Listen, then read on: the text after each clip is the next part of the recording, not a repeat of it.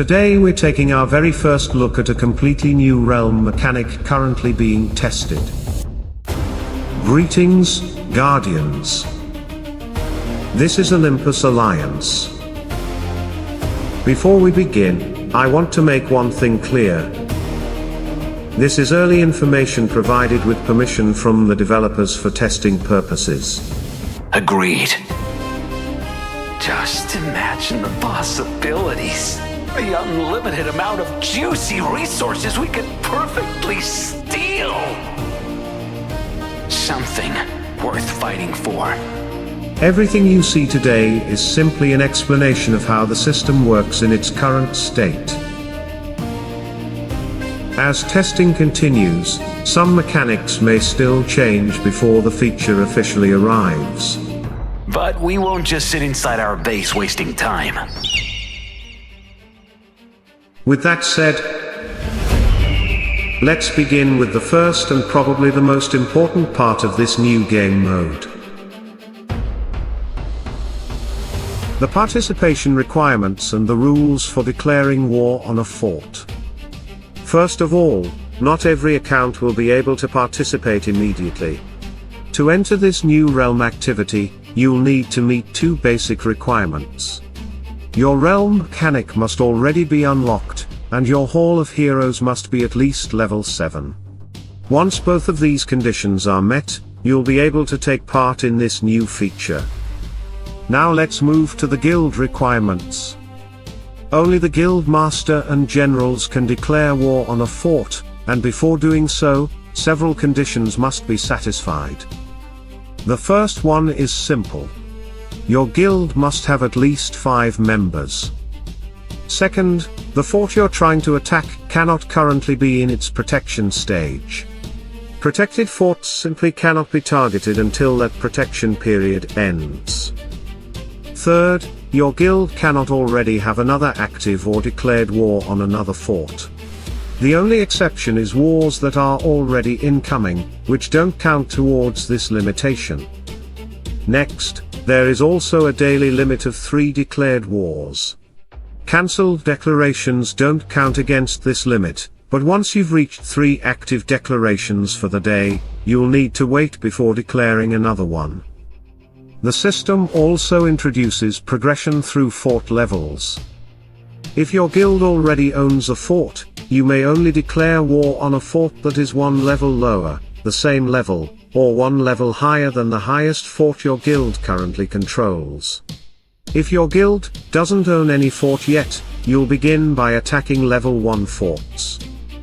Finally, there is a capture limit for each fort level. A guild can control up to 6 level 1 forts, 5 level 2 forts, 3 level 3 forts, and only 1 fort for each of levels 4, 5, and 6.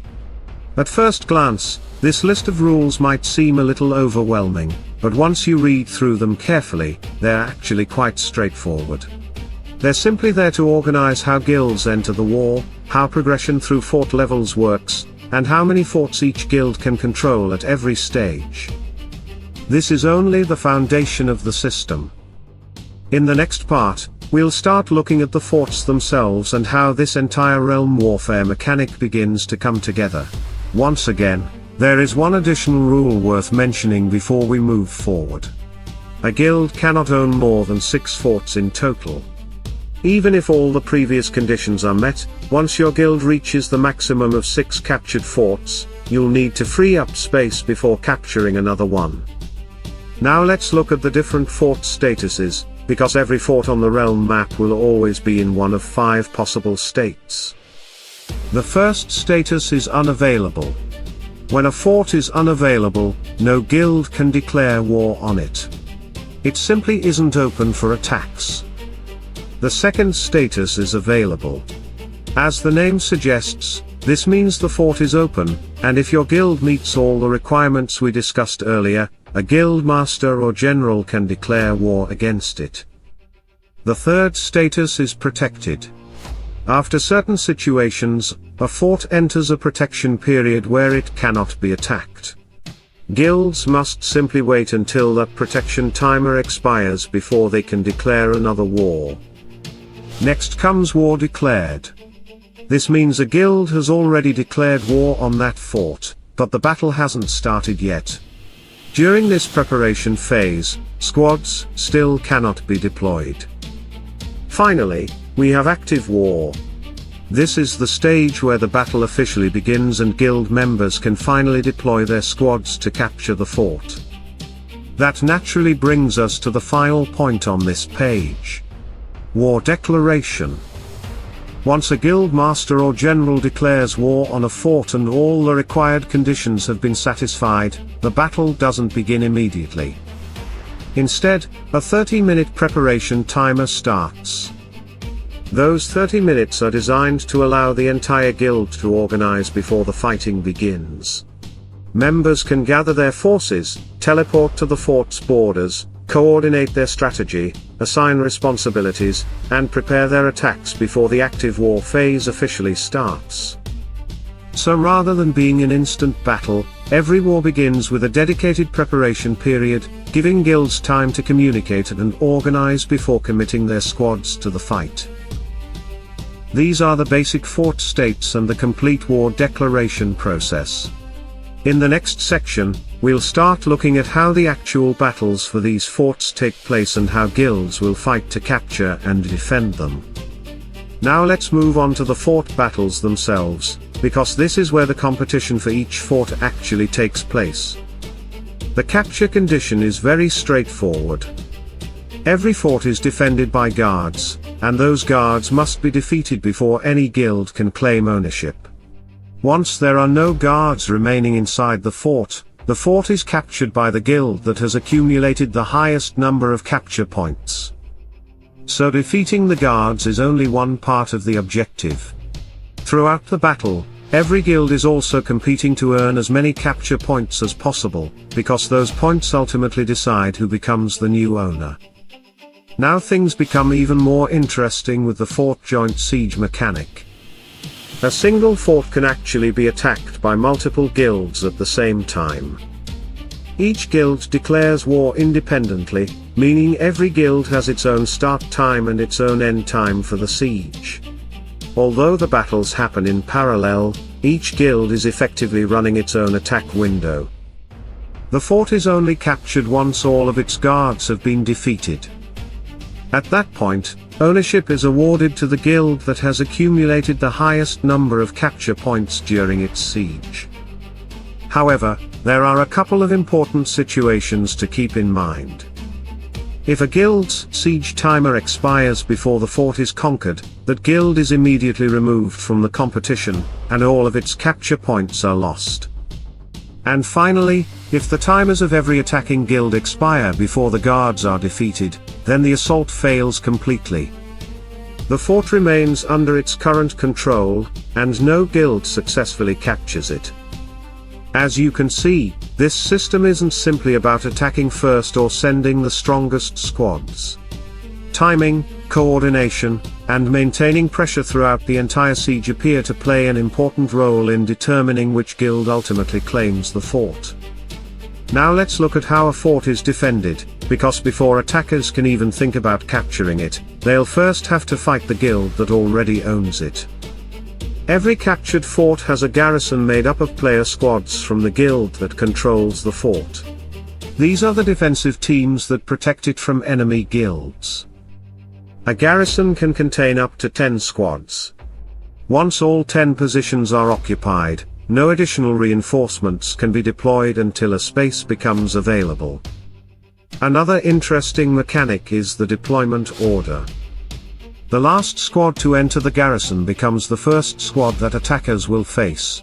In other words, the defensive order works in reverse, so the most recently deployed squad is the first line of defense during the siege. It's also important to understand that attacking guilds cannot attack the fort guards immediately. Before reaching the guards, attackers must first defeat the entire player garrison. Only after every defending player squad has been eliminated can they begin fighting the fort guards themselves. This creates two defensive layers. First, the defending guild. Then, the fort guards. Only after both have been defeated can a guild begin competing for control of the fort. Now let's take a look at capture points, because these determine who ultimately wins the siege. Throughout the battle, every participating guild earns capture points by completing specific objectives. The first is defeating a guard squad. The second is defeating a garrison squad belonging to the defending guild. And finally, guilds also earn capture points simply by dealing damage to garrison troops, even before completely defeating them.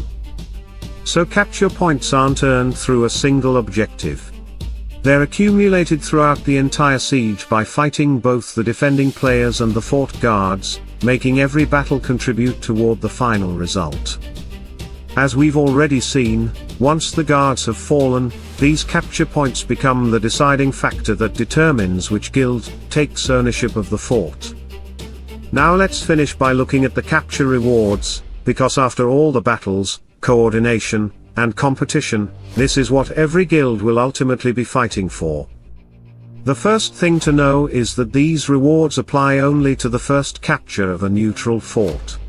Once that fort has already been captured for the first time, these special rewards are no longer granted for future captures. There are two different reward categories. The first is the participation reward. Every player who actively contributes to the siege by earning capture points will receive this reward. Simply being part of the guild isn't enough, you must participate in the battle and contribute toward capturing the fort. The second category is the victory reward. This reward is reserved for players belonging to the guild that successfully captures the fort.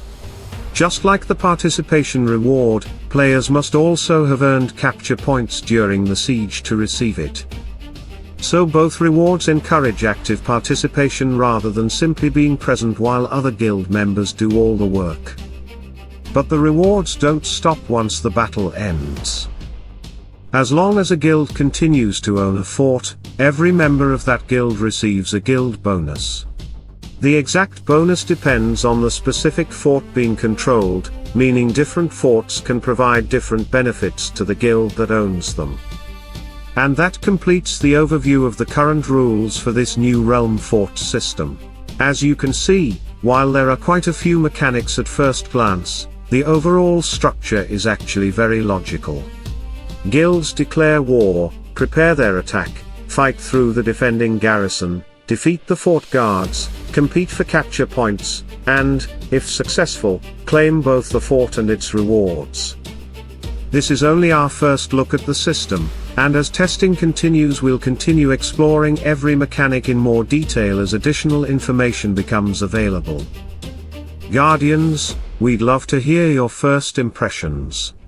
What do you think about this new fort system? Does it look like an interesting addition to the realm, or are there mechanics you're particularly curious to learn more about? Leave your thoughts in the comments below. Until next time. Stay tuned. Stay sharp. Salute and friendship.